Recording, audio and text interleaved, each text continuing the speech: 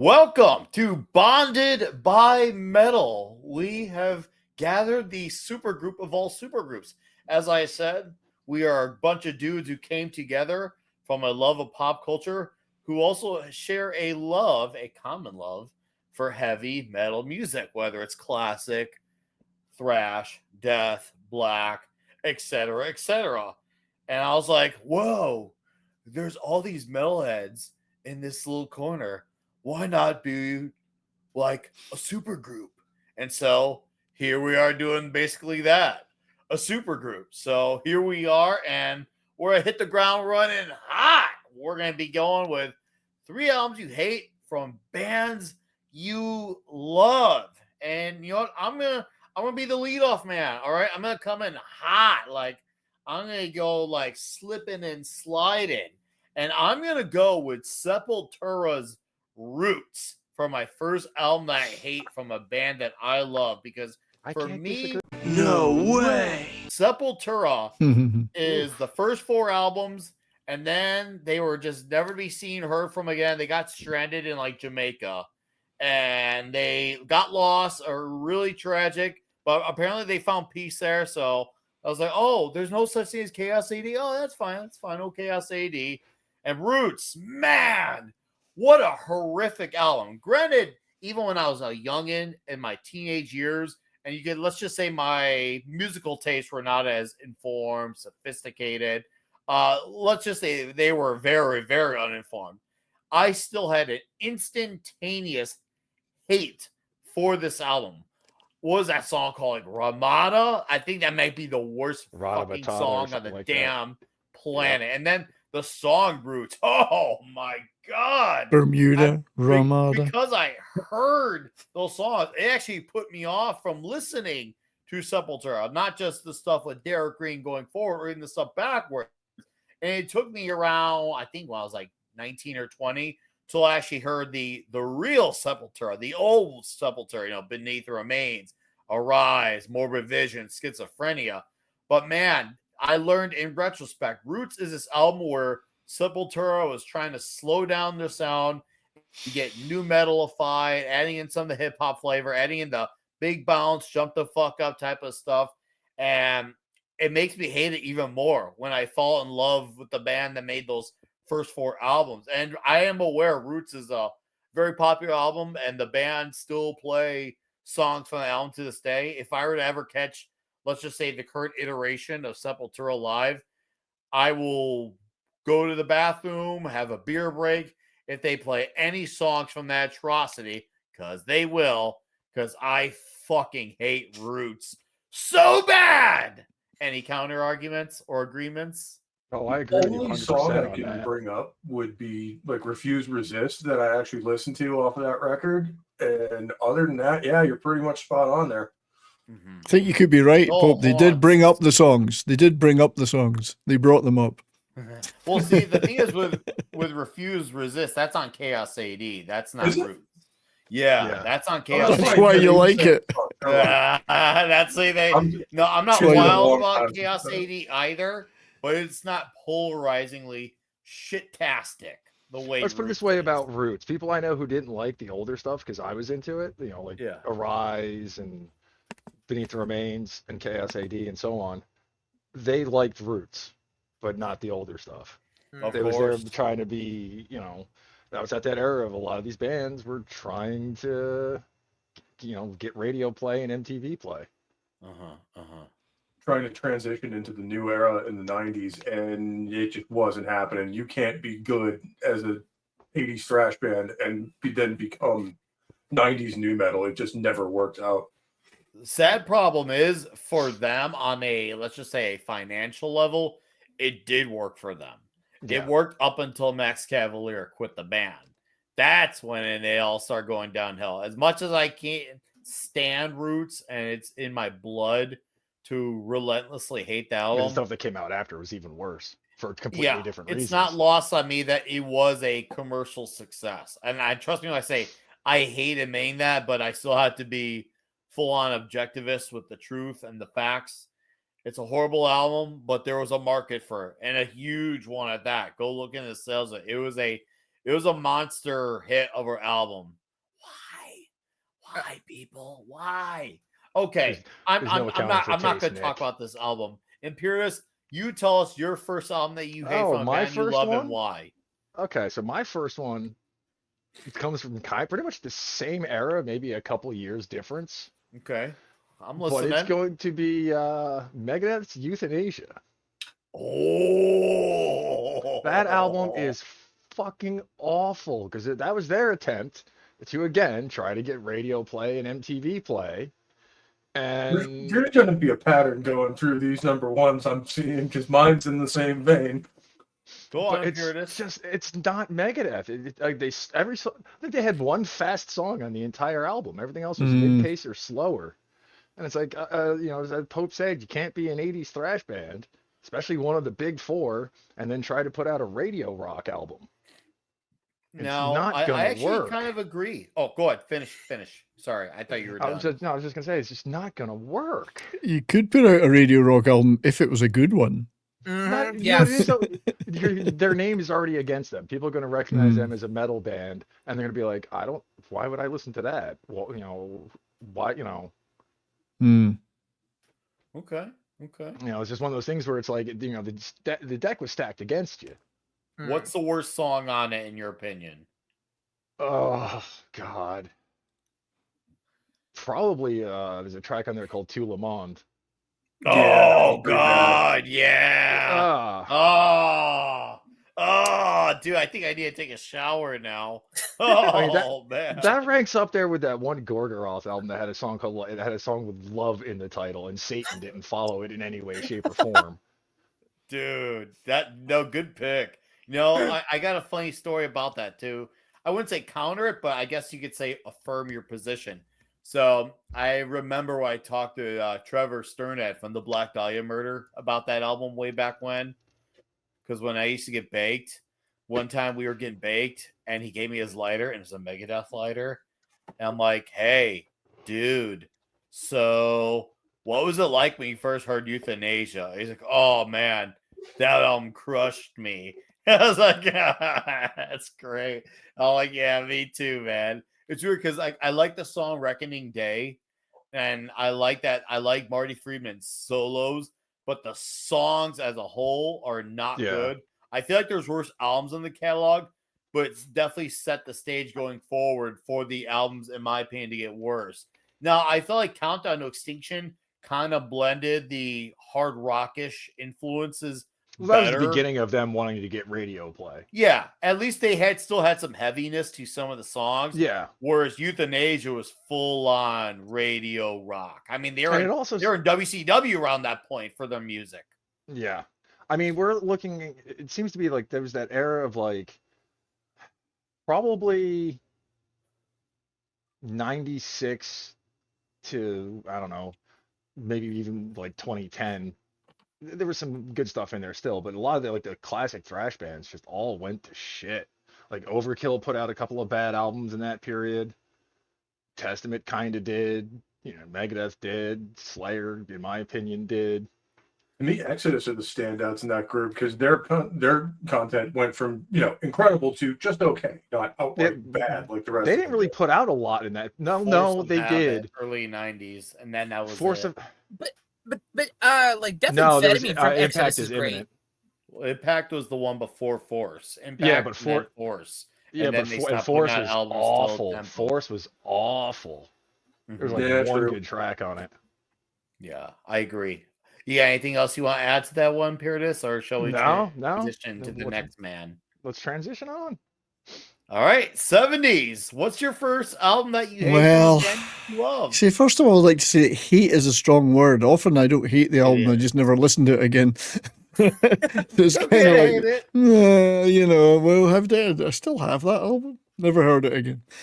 So I've stuck for some. I've got some pretty mainstream stuff though, because I am the mainstream guy in the room, and it's Metallica, and the album I like to call Stanger. No shit. But I believe it's Saint Anger. It's Stinker as opposed to Stanger. It probably should have been called. And this is a famously bad album, obviously.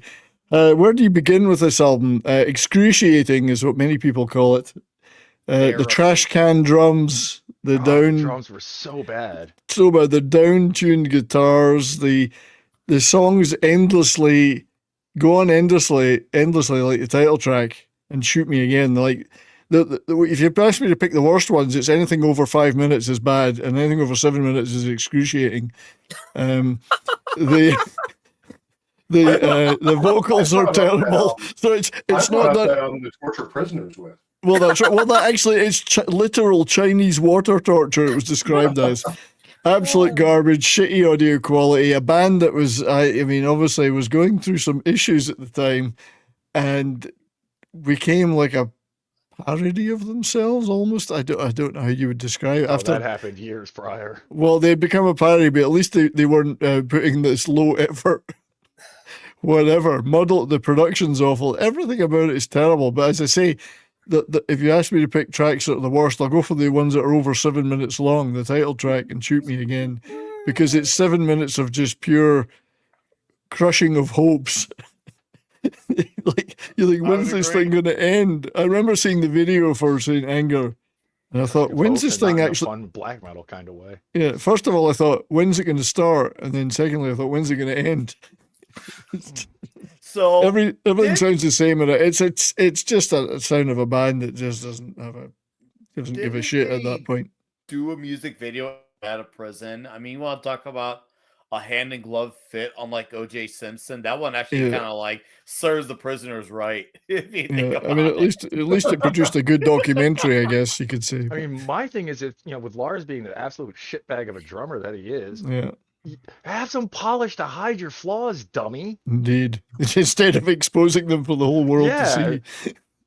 That just made it even worse. That trash can snare, which they've tried to defend since many times, is just awful. I mean, it makes it's like, you put your fingers down a chalkboard.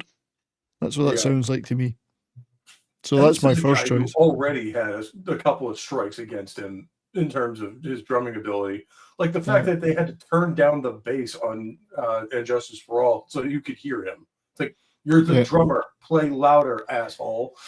Like your shit better, dummy. Indeed. And I can't particularly let the rest of the band off. I mean, first of all, there's no guitar solos. It's probably a blessing in disguise. About to say there's no guitar solos. But even Hetfield's vocals, I saw them described as a drunk uncle doing a bar show. Well, that's all his vocals. Let's be honest. But I mean, this is fantastic. No, he's got some fantastic stuff. But this one is the nadir of nadirs. If there was a low point of nadirs, this would be it. Yeah. Oh man, okay. Obvious pick, but still obvious worth beating on to this day. The way Norm Macdonald trashes on O.J. Simpson is the way Metallica still deserve to get on, shit on for Saint Anger. It's repetitive, but it's always deserved nonetheless. Any other things we want to add to that album, or are we gonna move to the next dude? All right, Disciple. Whoa, so I'm going to preface this by I don't listen to bad albums. Okay, I'm a newer metalhead, so when I hear albums bad, I tend to avoid them because I want to listen to the good stuff. Now that being said, the album that 70s just mentioned and the album I'm going to mention, I have a friend who defends these albums. So if he's watching, I'm sorry for calling you out, my friend. But the album I'm choosing is from one of my absolute favorite artists of all time, Alice Cooper. Now, to be fair with Alice Cooper, a little preface here to lead up. Alice Cooper, it is no secret, will switch genres to what is popular at the time, right? New Wave is popular. He does Looking on the Inside, which is great, right? All the way up to Data. There's good stuff in there, right? Even his full-on disco albums, they're not bad, right? Hair metal's popular. He does Constrictor, Razor Fist and Yell. They're good. Industrial metal, right? Does, all the way to Last Temptation to Dragontown. All are really good. However, he has one blemish on him that during the listen to this album, it was so feminine Lady Gaga crap that I had to keep checking that I had a set of testicles on because it was that bad. And this is Welcome to My Nightmare, a disgrace to his just any music and genre. This album is so bad that even Hot Topic is not playing this crap. This is going to be played at my hair salon. Okay? That's how bad this album is. I don't even want to tell you the worst track because it's all bad, but the worst one to me is the one he does with Kesha, and that is what Baby Wants. The absolute most embarrassing thing he's ever done. And the worst part is he was sober for this period. Right? That's the first mistake. Some of them can blame it on the drugs or the drinking. Ghouls Gone Wild sounds like a Cartoon Network TV show, right? Theme song, garbage. Disco Bloodbath Boogie Fever. I am like, what the heck are you listening to? The song Caffeine, I Am Made of You sounds like an Imagine Dragons song. Like, I look to find something, a saving grace about this. Like, is there a song in here that I don't hate? No, I hate every second of this album. This is not just a bad Alice Cooper album. This is not his worst album. This should be up there as one of the worst albums ever put out, period. And to think he was put in the Rock and Roll Hall of Fame right around the same time this album came out. I'm embarrassed that I had to listen to this. I am so glad, unlike Iron Maiden and a lot of other bands out there, he ignores that this has happened because he has had such a legendary career. And thankfully, Paranormal and Road are not bad. He can kind of brush this absolute nightmare up. That's being generous. He can walk past it, but my goodness, I almost wanted to just stop listening to this because it was crap. I heard that album once, and I remember being initially excited because I caught the tour around that album, and I think he only played one song from the album, which, to be fair, he does for most album, 1 or 2 songs live, so that's consistent. However, it was around the time when Iron Maiden were doing that tour where they were playing. It was the Somewhere Back in Time tour. And, both bands sound great. It's my first time seeing Cooper live. I was blown away. So I was like, oh, sweet. And there's a new Cooper album out next week. I can't wait to hear it. And I remember hearing it and being so confused. I was like, and so that's it. And I never looked into it. So was it actually Kesha? Was that actually her? Oh, so that actually was her. I remember like, who's this weird pop singer? I never looked into it, but I heard it and I never listened again. I'm like, that was atrocious. At least get Lady Gaga, who's a metalhead. Right? Is she though? I thought I bought the wrong album the first time I saw it. Is she exactly? Huh? I don't know. Like, I thought I bought the wrong album when I first listened to that. I'm like, did I get the wrong thing here? That does happen sometimes. I'm like, there's no, because if you listen to people don't necessarily always like that. I happen to love that album, not to really get too much on a tangent on that.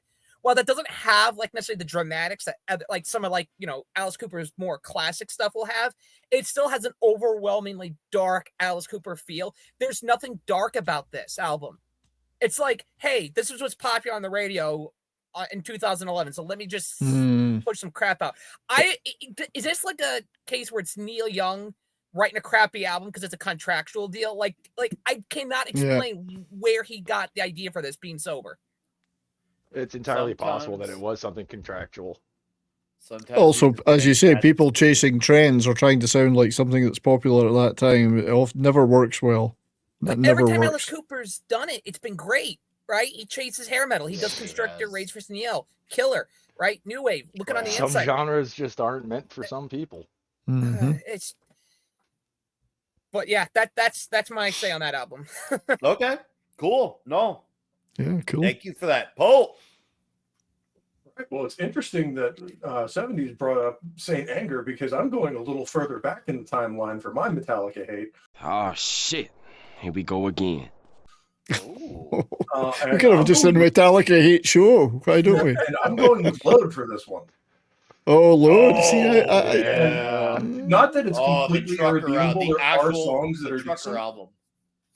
Like, there are songs that are at least listenable. And, me and Nick Weiser are almost the same age. So, it's the Metallica we grew up with. But to me, this is the moment where we knew it was never coming back and the old days were gone for good. Because, we could write the Black Album off as an experiment in, more radio-friendly, more mainstream stuff. This is number 2 in a series.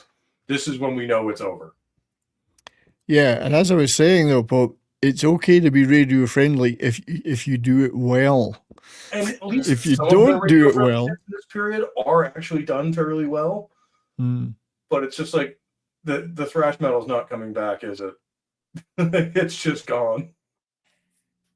Dude, Yeah. Load is an awful album. And I was surrounded by kids in my high school years who loved those songs from Load and Reload.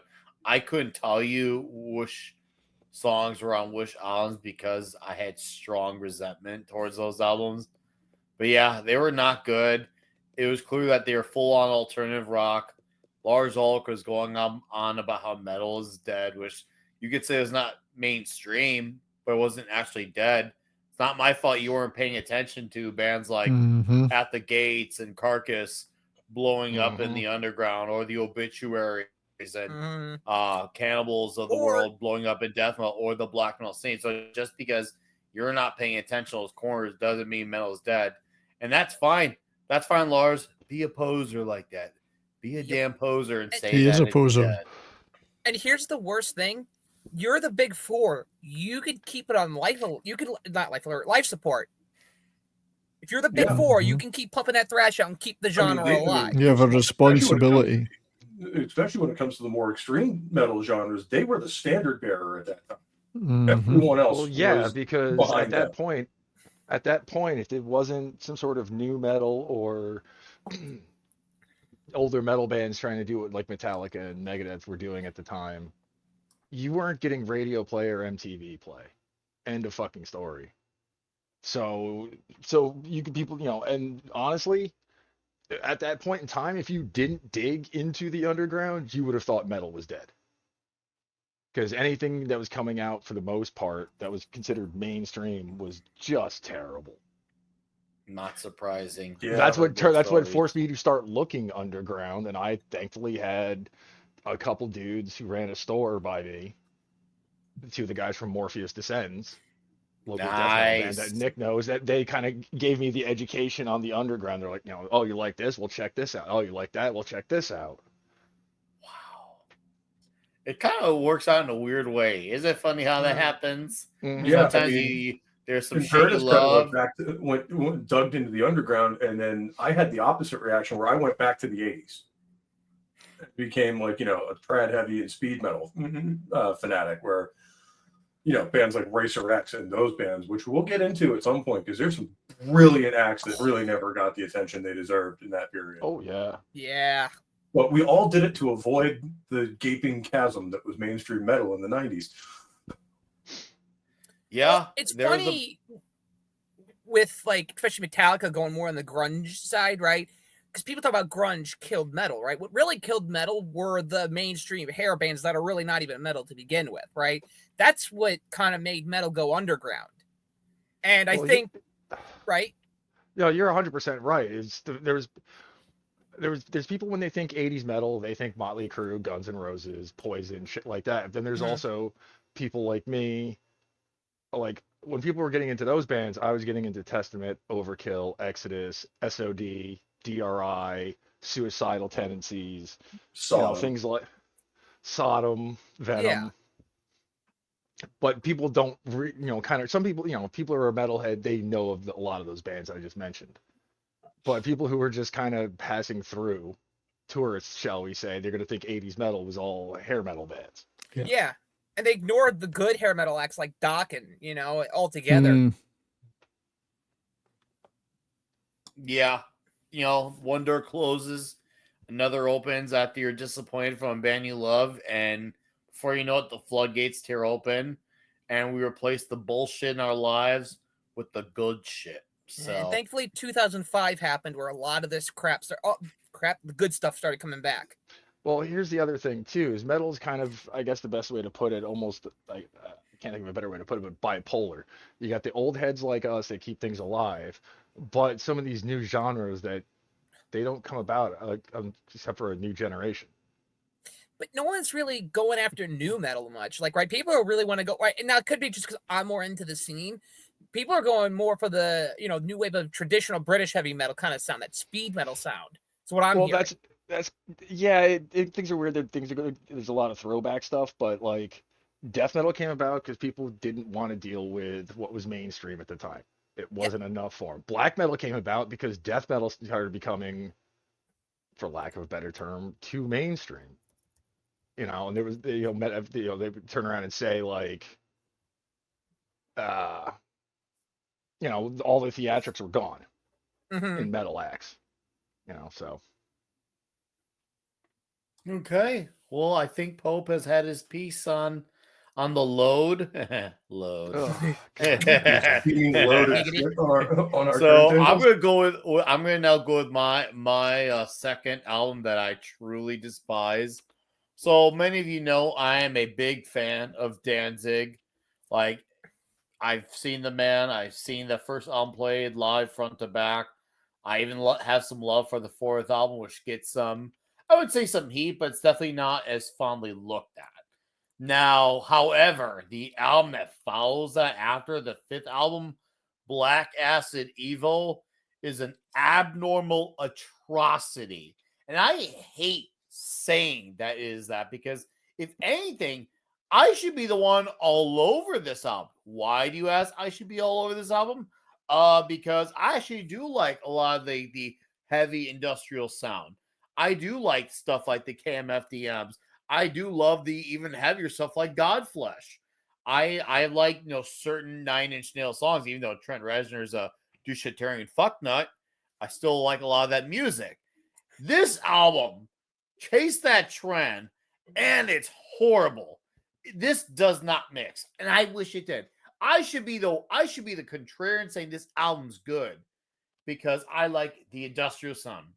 Nope. Every song on here is awful. Seventh House, Hint of Her Blood.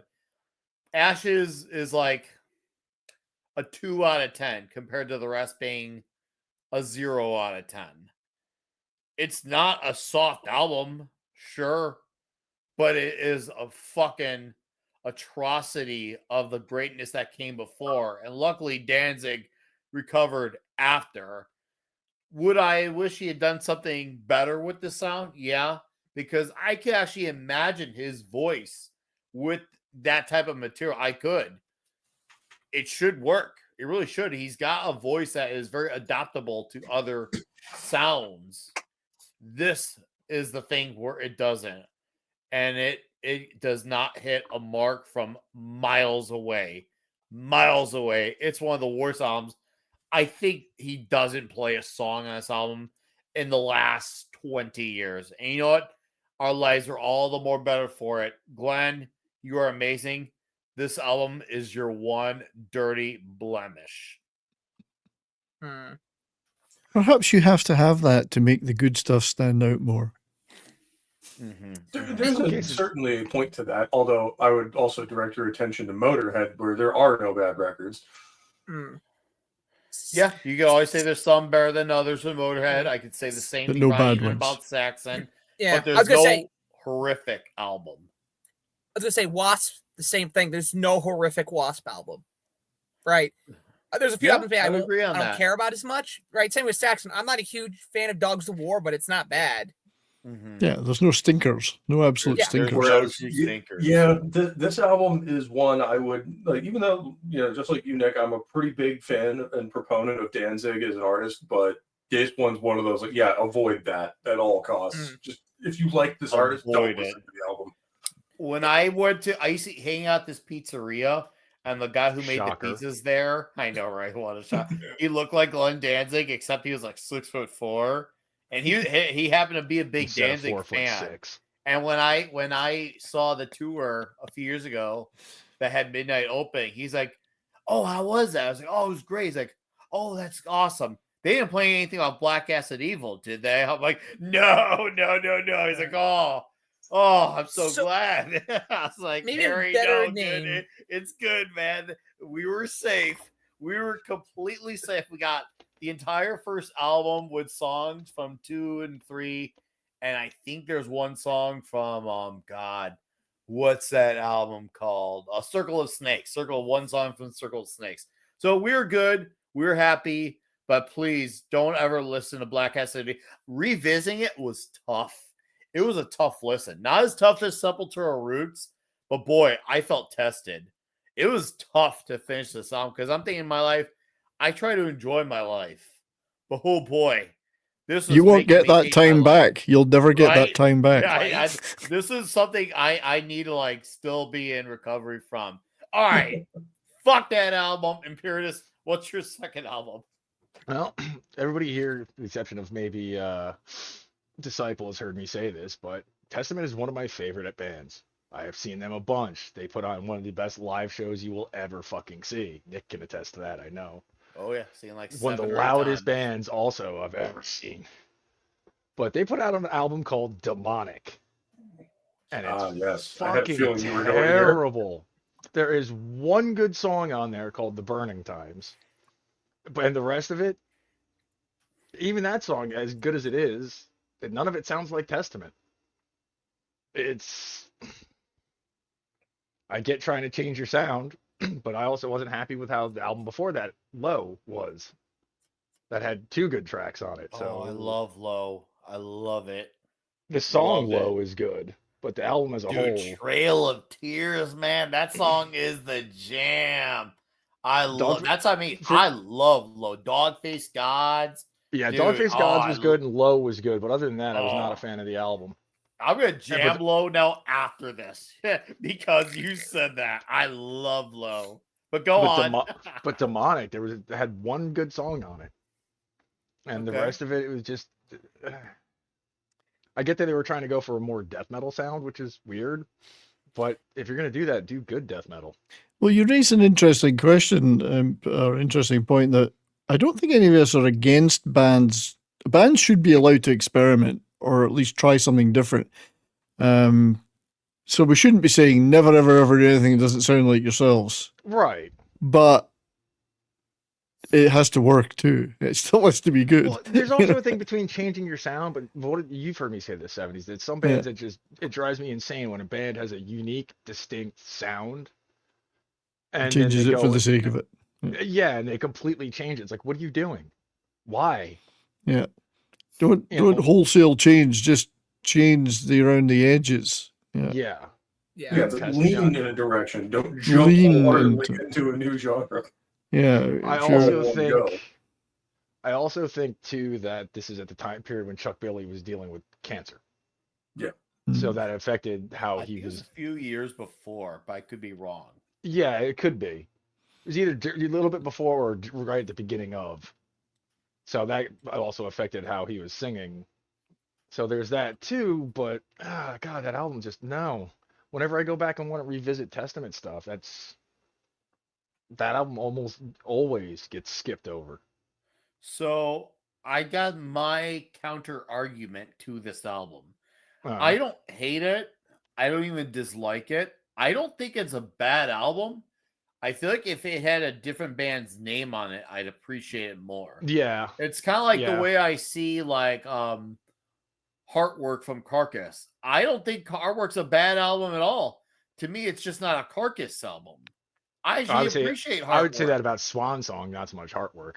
I'd probably make the same argument too for Swan Song. I don't even hate that album either, even though it gets a lot of hate. For me, it's not a bad album. It's just not Carcass. It's just not Yeah. Carcass. That's where I'm at with Testament Demonic. So I feel like it's not bad. I feel like the one part that now does hurt the album, there is some parts where they try to blend the groove element with the Mhm. metal element, and those two things, they just don't work. Yeah. They just don't work. So that part I'd agree with you on. If you even Well, they went for thought- that chuggy death metal sound more so than like I guess you could say like the more technical or thrashy or death metal like Morbid Angel or Carcass or the shit Uh-huh. Testament was kind of known for before doing this. Yes, I agree. Strongly agree.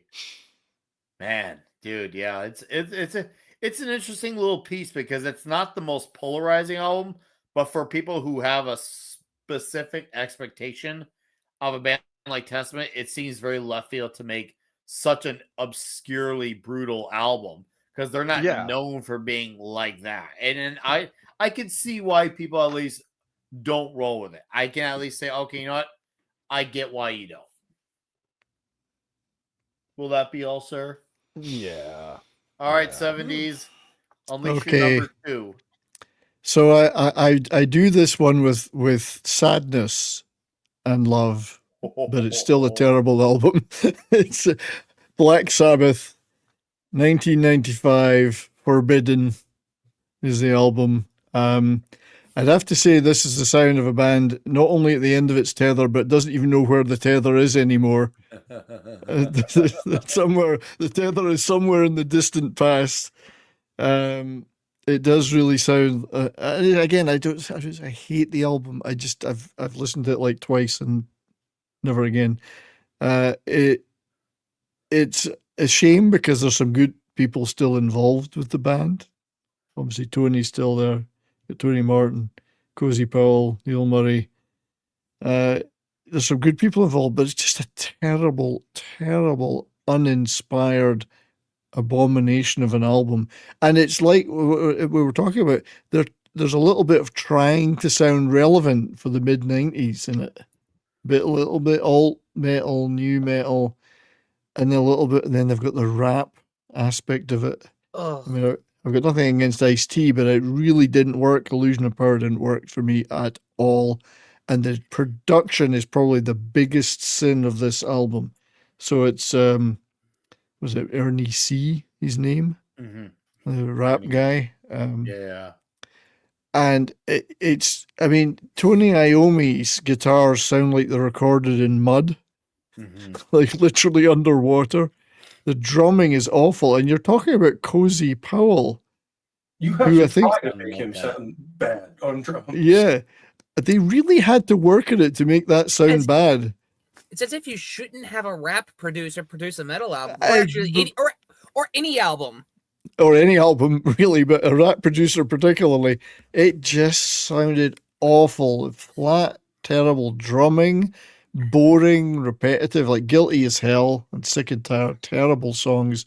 Probably the nadir of Sabbath for me. As a You know whole, what makes- yeah, probably that's one of their low points. Very, very, very low points, but it doesn't even sound heavy. There's no metal to it. It's terrible. It's an awful album. It's such a shame. It's a band run out of steam long ago and required an injection, a shot in the arm, and time off, and come back later and start getting back to what you were, not what you think the record company wants you to be. And no, it just sounded like nobody gave a shit on it. It's terrible. It's funny too, 'cause So- it kind of goes back to what we've been saying about that era, 1995. It seems like yet another major band on a major label. Let's distance ourselves away as much as possible from your sound that got you where you're here. Yeah. Mm. Yeah. But yeah, it's 'Cause just it happened with not all of them. good. Happened with all of them. Metallica, Dokken did it- Megadeth, Black Sabbath, Anthrax. Yeah. Well, only Anthrax band was that's straight not- rap rock in that era. The only band that's not really guilty of it is Motorhead. Yeah. Yeah, Yeah, because Lemmy didn't give a shit about trends. Yeah. It's like But it's Motorhead just sounds like Motorhead all the time. Yeah, it's just a really terrible, terrible album. It just sounds like nobody gave a damn. I don't think even half the band were even there half the time when it was being recorded. I'm pretty sure Cozy Powell fucked off halfway through it and didn't come back. So, did you hear the remix version of the album that came with the I- box set last year? I didn't know. I did not. I actually may have it though because I've got all the Well, digital. you got the box set. It's in there. It's Well, in I've there. got the Listen to it. digital. Well, that's because I hated Um, it so much. I've never wanted to listen to it again. But okay, I think because I got the digital version of that, Listen or at to least it. I think it. I Um, mean, I didn't buy the physical version of it, so I don't know. I'm gonna have to check. I got the but- CD version of it. Mm, Now not every song gets saved. I'll be right up front. all right. However, there is some songs that do. There are some songs that do get saved from a much There's better some production, redemption 'cause because it I know was Tony a was working remixed on album. remastering some of them just to. This one he remastered and remixed. Because remaster is one thing where you're just kind of updating the sound. Remix is where he changes, the Yeah. levels on a lot of the instruments. No, he actually straight up remixed this I album. still think a lot of the songs were bad. Full Well, stop. because a lot of them are. A lot of them Yeah, are. yeah. But you'll notice a difference. I'm not saying you'll love it. You're not good. Wow, Forbidden is the best Black Sabbath album. But I think you'll have at least a sliver of A sliver of hope. It's terrible because who doesn't? I mean, we all deeply love Black Sabbath, and obviously Yeah. we've just had a great milestone from them, and when they're basically packing it in, and they've done all that concert there, and it is a low point for them, I think. I mean, it was a struggling period anyway, but it was just like, why are you even bothering by that thing? Agreed. And it's not like the stuff before that album is terrible either, right? Love it. Everyone No, likes some- Headless Love it. Cross. You know, Headless Cross is good. Cross Headless Purpose Cross is a good album. Yeah. I love and all the I'm a albums huge before. fan of the Eternal Idol. Oh yeah. Oh yeah. The Eternal. Yeah. And the worst thing I'm about with it is ya. you waste an awesome album cover with that. Yeah. Forbidden. It's a great cover. I'm looking at it right now. Yeah, it's But fabulous. the art's the best it ever got. As soon as you Yeah. open the album cover, you're screwed.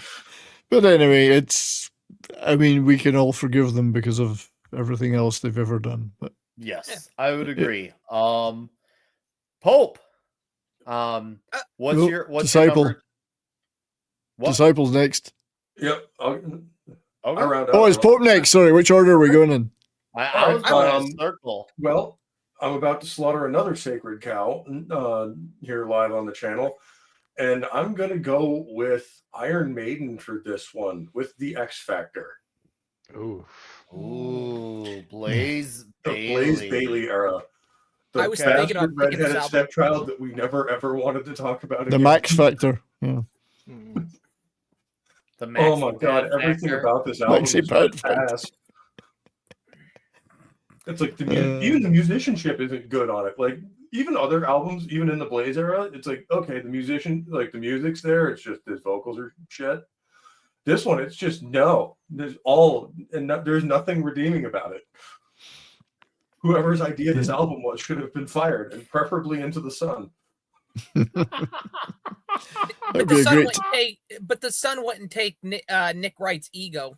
No, Don't give Maiden any ideas. They'll make a double concept album called "Fired into the Sun" with each song Right. 12 minutes long. oh my god, Right. and a 4-minute acoustic intro And- each Well, a one. 4-minute acoustic.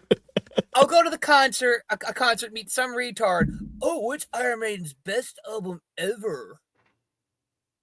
I literally had that happen to me once. He said, Iron Maiden, they're putting out their best stuff that they ever have. And I'm like, are you high? Like, what are you on? These people Hmm. should be, kept in confinement to avoid hurting themselves Yeah. and their stupidity. Oh, God.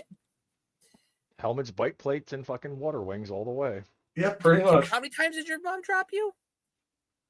Right? Like, It's just like I can see, people liking Matter of Life and Death or Dance with Death. By the time we get to Final Frontier, it's just like, okay, if you think this is good Maiden, you are objectively retarded and you should feel bad. Oh my god. You do realize there's going to be some spicy comments on this Oh, video. dude. Oh The yeah. X Factor is not a good album. I like the art. I'll admit I like the art. And Yeah, the that's art's it. good. That's it. That's Damn it. it. That's the nicest thing I can say. It's not about the music. It's about the art. And I'm glad that album does not get touched upon. I'm not one to play revisionist history. I don't want to pretend something like that doesn't exist just because I hate it. But some things are the exception to the rule. And the X Factor is just something that we're not going to say it never happened. We're just not going to speak on it. Yeah, it just goes into the memory hole. It belongs there. And that's one of the few albums I will actually say, it might be best if this thing just disappeared forever. Iron Maiden died after Fear of the Dark. I mean, I would say somewhere in time, but we'll be nice and give the kiddies Fear I of the mean, Dark. Brave New World. Was I'm good gonna go in with Brave 2000, New but- World. No. Yeah, I Yeah. love Brave New World. Brave New Wicker World Man. is good. That's about it. Oh, I like Ghost of Dance the of the Dead. Navigator. Oh, Yeah. I love that. Or the song. Nomad. Just total riff. I love it to death. I like that song. But Mercenaries is yeah, good, after too. that, it's all downhill, and there's only a Blood real Brothers, couple dude. spots. Oh, Oh, I love that album. I'm gonna. If I wasn't putting on Testament Low, I'd be putting on Brave New World tonight. I'll give it another chance. I'll give it another chance. I give things multiple chances to make sure they're good. Oh no, it's good. You got anything else, Pope? No, that pretty much covers it. You know, like we said, the less said about this era of Iron Maiden, the better. All right, We just don't Disciple. speak about it ever again. It's that thing that we just in the corner that we just don't talk about. Well, you're the final number 2. I'm So going unleash for a the double shit. kill. We're going for a double kill on Iron Maiden here. I'm going with A Matter of Life and Death. Say, hold up, wait a minute, something ain't right. Look, this album, here's the thing. It's not as horrendously bad as Welcome to My Nightmare or some of the other albums that have been mentioned here. It's just so forgettable. That's my problem with it. I can't even hate this album enough. It's just forgettable, right? Like a Different World. I know you don't hear it. We've kind of talked about this, but when I hear it, that chorus has a very like 90s Foo Fighter Green Day sound to it to me. Does not vibe for Iron Maiden with me.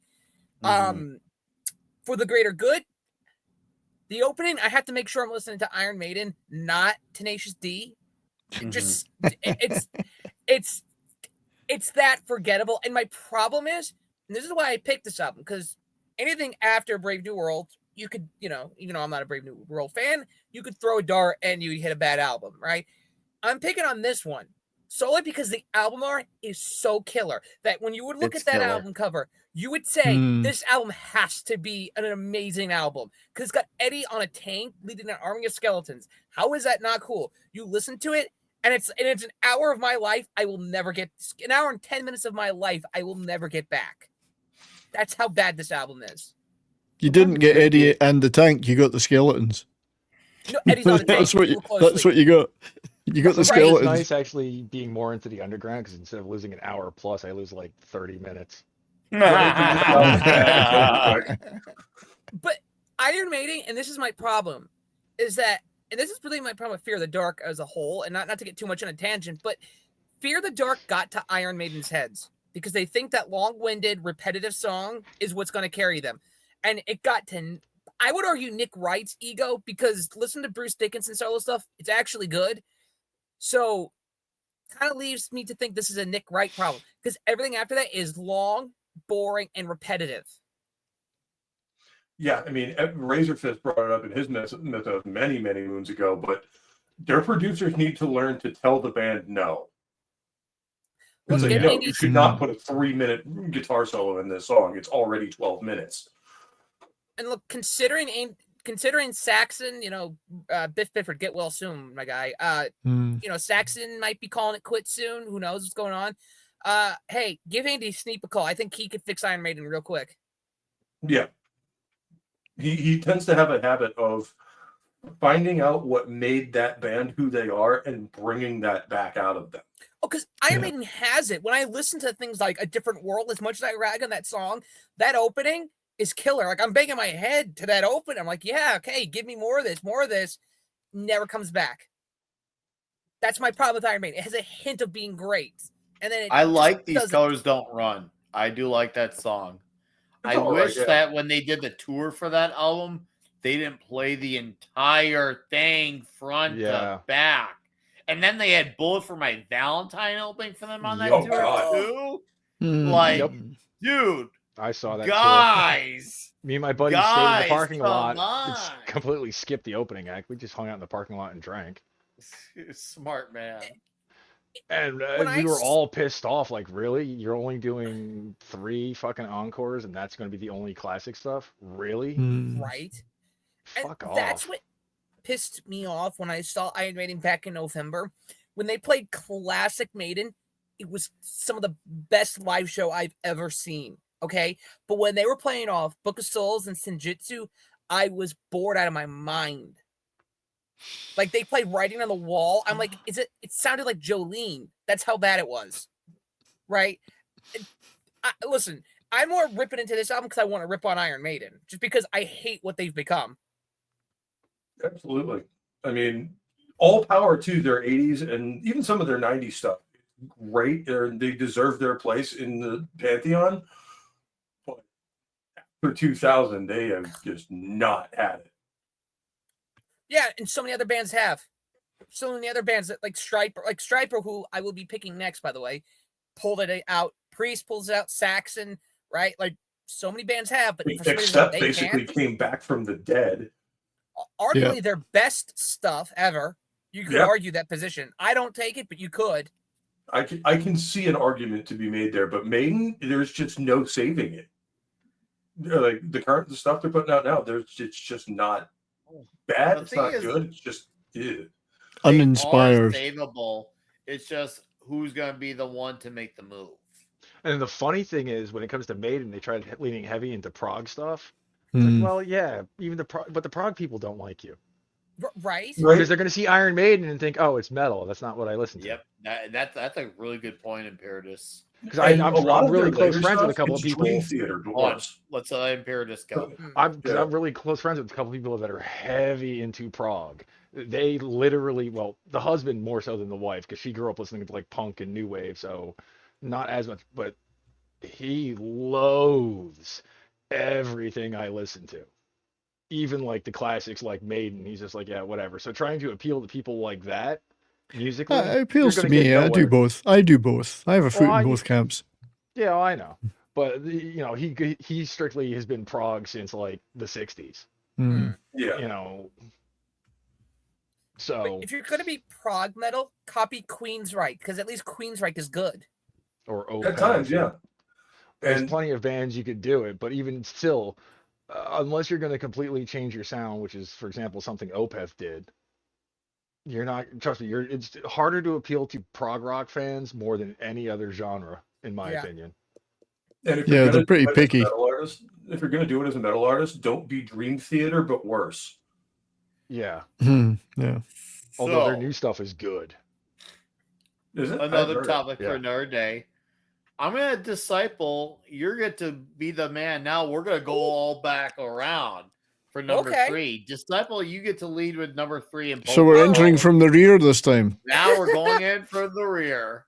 Alrighty, so I kind of hinted at it. I'm going with Striper Against the Law. Now, I hate ragging on Striper. Okay, I love me some Striper. I would argue, if it wasn't for the gods and Jesus, they probably get put up there as one of the best metal bands of all time. I'm just gonna, toss that out there for y'all. Ooh. Now, this one gets hate for maybe a different reason than I might. It's their only non-Christian album where they take a break from God and Jesus. Now, again, as a Christian, I don't have a problem with that. I don't think you should limit yourself to one thing, right? Kind of bands like Witch Hazel and Barren Cross, they kind of do their own thing every now and then, right? But it's a Christian band. This album, and this is what bothers me. This is 1990. It is trying to be Guns N' Roses. It's trying to be whatever mainstream band was at the time. This album is trying to be, and it's not being Striper. The problem is, and here's the problem, Striper was already popular on MTV back in the 80s with songs like Free, Calling on You. These songs were very widely requested on MTV. What were you thinking, Striper? I mean, I get it. You were getting so much backlash from the Christian community and the metal community because of the Christian metal band thing, but yet somehow you were still popular. Yet you come out with generic radio crap when you have everything it takes to be one of the greatest bands of all time. A great singer, great guitaring. Robert Sweet, I would argue, is one of the best drummers ever. And yet you put up this slap. I will give it a saving grace. The song here, Caught in the Middle, is actually a good song because it actually sounds like a Striper song. But other than this album, I don't hate it as much as I hate the other two. But I think this album rubs me the wrong way is because it was so unnecessary for them to do. Yeah, I have an interesting counterpoint here. As someone who was alive at that point, I was in high school. Yeah. I can attest to and safely assure you that no, in fact, Striper was not popular. That's a lie. That's an objective lie. I hate to cut you off, Imperius, but that album sold. They were playing in big venues. They weren't out here where I'm at then. That's fine, but in the what goes in one area hold on. Infurious, as you've been lying, you're going to go to hell. What goes on in one area doesn't reflect the entire country. Remember, we're a 50 state country. I know, I get that, but it Go just, on. at least in my neck of the woods, like Striper was not popular even That's in the fine. 80s. Like I never saw anybody with like a Striper patch on a battle jacket, like ever. That could be true too. Two things can be true. One bag could be not be popular in another area, but be massive in another. So And them trying to, and for them, you saying them trying to copy Guns N' Roses, 1990, that was like the height of Guns N' Roses popularity. So them trying to, But my problem, and where I'm going to counter to this though, is songs like "Soldiers Under Command" and "To Hell with the Devil." If you want to take the Christian aspect out of this, are probably some of the best metal riffs ever. Up there I with feel Priest like and they got Maiden. more of like a hard rocky hook to them, but that has a metal tinge on them. Yes, But they're hooky. yeah. So I for me, those are more hard rocky because they blend the two. So I wouldn't go full on metal. For me, that's I more would either. metal hard rock or metalized hard rock. That's just my take on it. They're like Dokken. They're in between. Because Yeah. Hey, yeah, they fair kind of ride that comparison. border pretty hard. And Rock my and biggest roll. problem That's what with she early said. is the power ballads on their early albums. It's like you'll have Oh. bangers like "Soldiers Under Command" or whatever, and then have the most weak shit anyone's my ever heard. it's like Michael Sweet got a what do you call it when they chop off the opera singer's balls as a kid so you could sing falsetto. Yeah, Unity. Right. Right. That's what it sounds like. But like you said, bangers, right? Their first album loaded with bangers. Right? Most And of their then they have their forgettable power ballads, but this one's pretty low for them. And again, like you say, if you're gonna be the Christian metal guys, that's your shit. Go with it, and Yeah. don't run away from it. And especially in 1990, this was really the beginning of the end for their run of success. And I think the worst thing too for them is modern days. A lot of non-Christian metalheads are starting to go back and look at Striper and realize, oh, wait a minute, these guys are actually great. Yeah. So it's like, I mean, does anyone going to pay attention to this album because there's so much great stuff? Yeah. It's just a futile attempt at being popular when you already had a great makeup. You already had a good sound. Just stick with that sound. Mm-hmm. Well, I mean, Yeah. look at Metallica in this period. You know, in 1990, they were the biggest band on earth playing thrash metal. Yeah. And they then sold out to make the Black Album. It's just like, why? You can't get any more mainstream than you are. Everyone knows who you are. And this is the problem. We mentioned him earlier. Razorfist points out Def Leppard and Firehouse beat Nirvana on the charts. Yep. Another question: who's listening to grunge right now? Does anyone really want to go around? Maybe it's an exception of a few, but there's no one trying to be a grunge band right now that I'm aware of. Not really. Everyone was kind of content to let that die. no, unless you're Brahmable. Well, Yeah.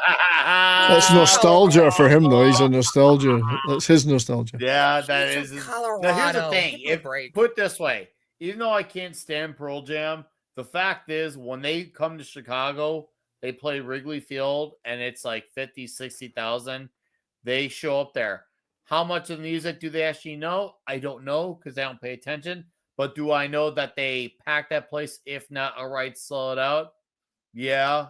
Once again, it pains me to admit that. Yeah. But it's okay.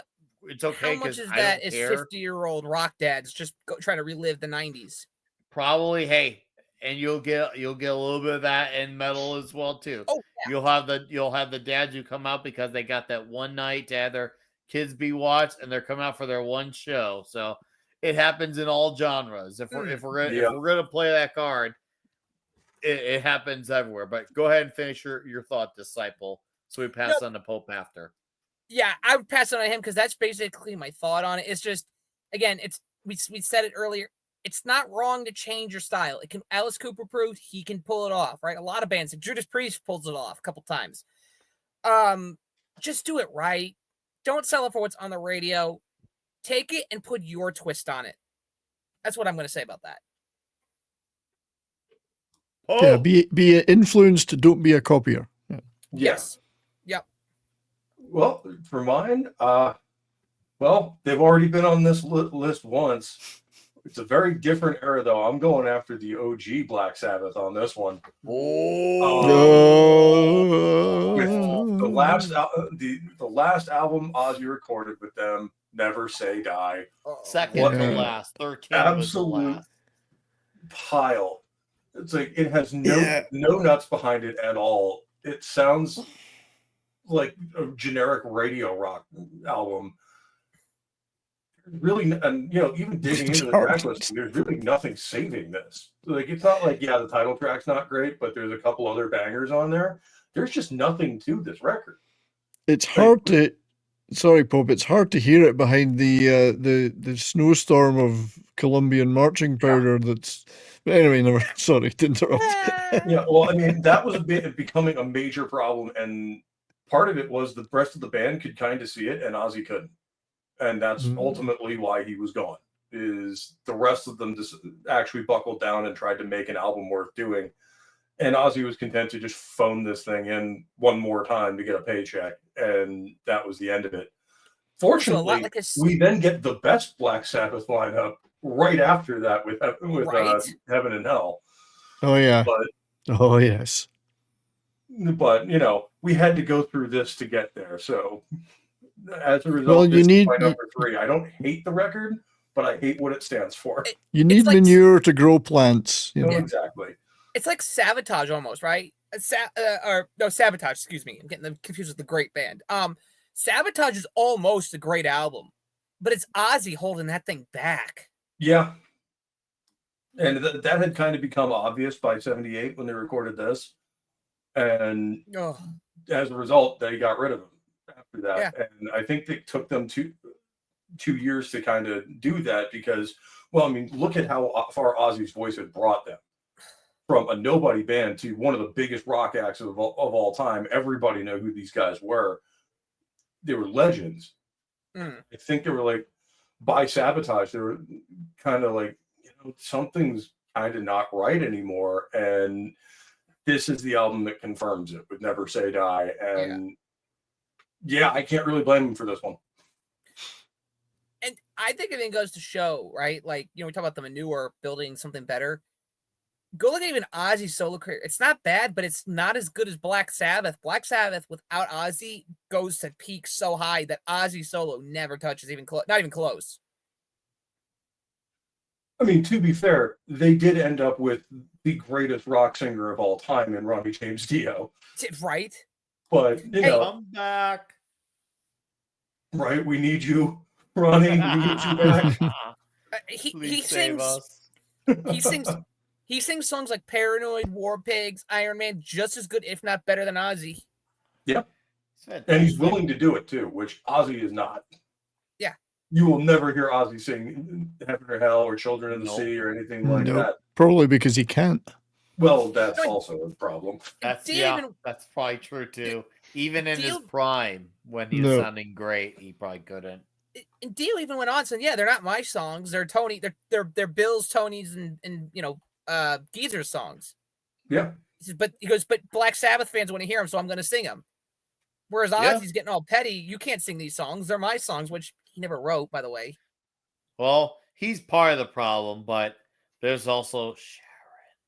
Oh my God, we're going to go on the Sharon. We're not going to go on a tangent. I just had to acknowledge the elephant in the room. That's all I wanted to do. Sharon is we'll save my anti-Sharon rage for another video. Another show? For Rumble. Sure. For Rumble. Yeah. Oh, yeah. I'll get us demonetized so fast on that. Anything you want to add else to this, Pope? No, I mean, that's pretty much it. Like, it wasn't the worst album ever made, but it was the end of an era, and it was the end of an era for a reason. Okay. Amen. 70s. What's the final one of them all for you? Final one for me is back to the heady days of 1997, 1998, and it's Van Halen 3. Ooh. With Gary Cherone as the vocalist. And there's nothing wrong with this album apart from crap songwriting, terrible production, awful performances, and it's too long. Apart from that, it's actually a really good album.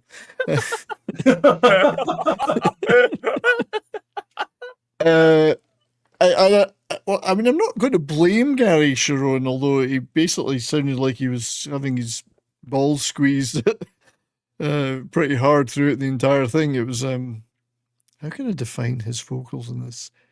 Excited all the time. But it was the only exciting thing on it because it was surprising, very surprisingly subdued, uninspired. Phone. I mean, even Eddie's guitar stuff is phoned in on this one. Yeah, you can tell the rest of the band just did not want to be. It's just for this. Michael This was Anthony, like this was a. I'll take. We were contractually obligated to record this record for $500.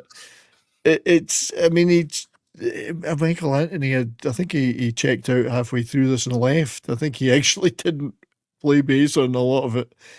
It's just terrible. I mean, it's dull and boring, which is the worst thing you could say about any album. Horribly mixed. And it's co-produced, and God forgive me because I love the guy's television work.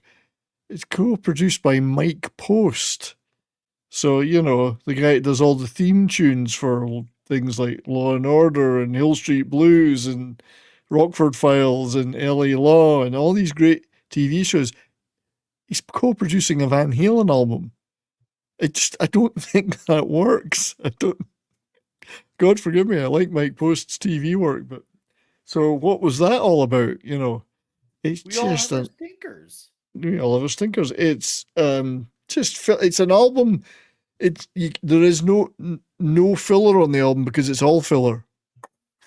So how do you put filler in the filler? You know, Yeah, it's the opposite of all killer, no filler. It's all crap. all filler, no killer. I mean, like how many say I is possibly the worst track Van Halen. It's certainly the worst track Van Halen ever did. Possibly the worst track any band's ever done.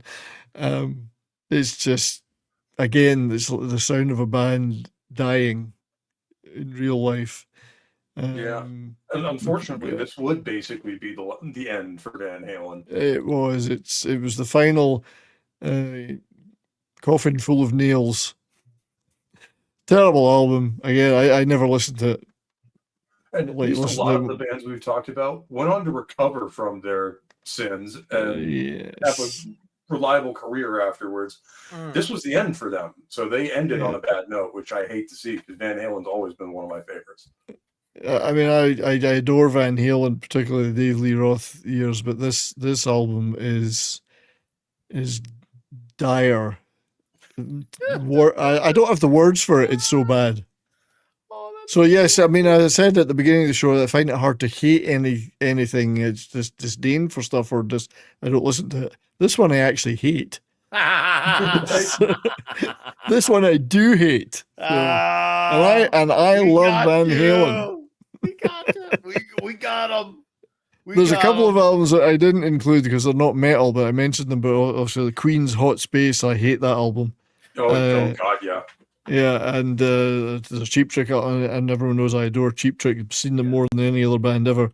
There's an album called The Doctor, which is absolute excrement. But of the metal ones, Van Halen 3 is the nadir of the nadir. I'd rather listen to the other two that I mentioned earlier than this one.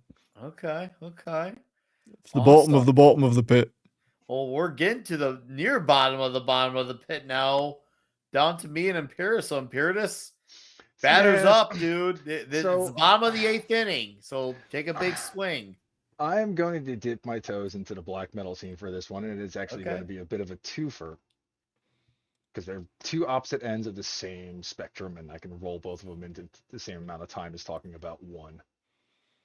So, one of my favorite black metal bands is Emperor. They were actually one of the first black metal bands in the second wave that I had ever heard. And they were also the first ones to kind of grab me with like, oh, this is what black metal could actually be, huh? All right, I can get behind this. So they put out their first album, their second album, which is absolutely fucking killer. Anthems to the Welkin at Dusk. And then they put out Nine Equilibrium, which was kind of all right. Wasn't as good, but wasn't bad. Then they put out Prometheus, the Discipline of Fire and Demise, and the black metal edge was gone. It felt like, Balls are gone. yeah, it just didn't have the same intensity that they were known for. And to me, at least, black metal is absolutely all about experimentation. Always has been. You know, it's. But nowadays we're seeing less of it. That's a conversation for another time. But this was just no. Put out a side project. You've already done them before and you've done them since. That was kind of the staple of the black metal scene. If you had another idea you wanted to try musically, you released a side project. What band was this again? Emperor. Emperor. Okay. And for the other side of the spectrum, you have the band Dimmu Borgir. Their first two albums are absolutely fucking killer. For All Tid and Stormblast, they had such a unique sound for themselves. And then they put out To Enthrone Darkness Triumphant, and they became, well, the black metal band's black metal band. If you wanted to think stereotype in any way, shape, or form black metal, you would look at this album and go, really? Really? Okay, could you Cradle of Filth yourself up anymore? Yeah, like that album is just like the prototype for all black metal albums that came in the third wave. Yeah. If you want an example of trend chasing black metal, that third Dimmu Borgir album is like, oh boy, you just sold yourself out real quick, didn't you? Because the sound completely 100% changed. It was just, so bad. Because for all, like I said, for All Tid and Stormblast were phenomenal albums. It was like this slower, more melodic, depressive black metal, and it was super good, super unique. And then they've put out that pile of crap. And they've done that ever since, where they've basically sounded like the stereotypical average black metal band ever since. They are like the epitome of mainstream black metal, like them and Cradle of Filth, pretty much. If your shit's in Hot Topic, you're not black metal. Sorry. Sorry, but you're not. You're goth or some other weird shit, but you're not black metal. Sorry. And maybe I'm old fashioned. I don't know, but don't ever change, Imperatus. And then, like I said, the Emperor was just, it's like, no, you guys lost your edge, or as Nick put it, you lost your balls. You know, there was no song that would really just be like, wow, holy shit, what the hell did I just listen to? But to be fair, Emperor has lost their studio because they haven't made anything since before I was born. Well, yeah, because they've taken hiatuses multiple times in their career. They're kind of back around now. Like they'll resurface for a couple of years just to get enough, practice time in so they could do the festival circuit in Europe. Yeah, let's get back together for money. But like the singer Isan has had multiple side projects during Emperor and after. Some of it's been good, and some of it not so much. I agree. I'm both of that. But that's part of the nature of experimentation too. Is not everyone's going to be a winner. But the good news is they're just side projects. Like, okay, I've had this idea and I want to see where it goes. Yeah, and that's one thing. With some of the black metal bands that kind of got a bit of popularity, all started as side projects for at least some members of the band. The band Borknagar, their first album was the guy behind the band, and then 3 session members. Yep. All from other bands. 2 guys from Enslaved and a guy from Ulver. And the bad part of that is when you find a band like Borknagar or one of those other side projects that really fucking works, they almost never do another one.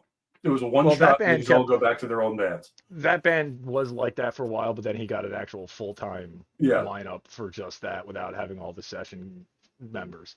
But especially like after their first album, just like, no, kidnap those guys and put them back in the same room. We need more of this. The self-titled Borknagar record, silly band name, but god damn, that album's good.